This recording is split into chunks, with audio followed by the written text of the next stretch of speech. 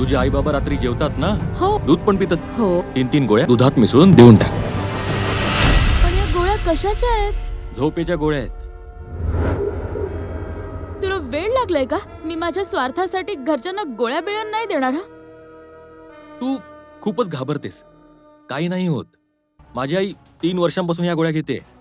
डॉक्टरांनी सांगितल्यात तिला या. असं काही असतं तर ती पण मेलीच असते ना. घे, दूध थोडं जास्त गोड कर. झोप चांगली लागेल आणि आपण आरामात भेटू पण शकू.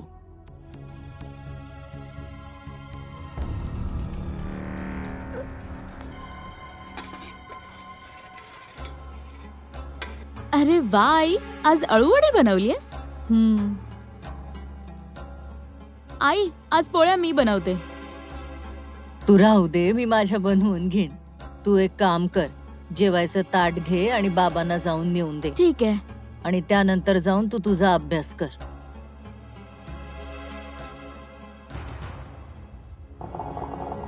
बरं ऐक, हा बाबा. ते रामदियाकडचे पैसे घेऊन आलास का तू? बाबा, रामदिया तर म्हणाला की भाताच्या कापणीनंतर पैसे देतो.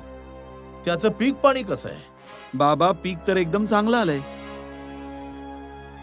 त्याच्याकडून व्याज घे मग. त्याचा हेतू खराब दिसतोय.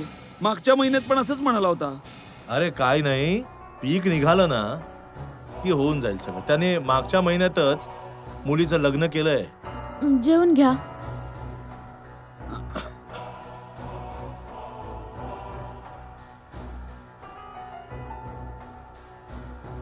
बाबा, हा, ताई पण आता मोठी व्हायला लागली आहे. हे बघ, तुझ्या आईशी आधी बोलून घेऊ आणि गव्हाच्या कापणीनंतर करून टाकू. ठीक आहे. ठीक आहे. पुस्तुसार आहे ना, त्याने 29,000 दिले. 33,700 झाले होते. काही हरकत नाही. कुठे जाणार आहेत? देऊन टाकेल. मोहरी पेरली का? हो, पेरली बाबा.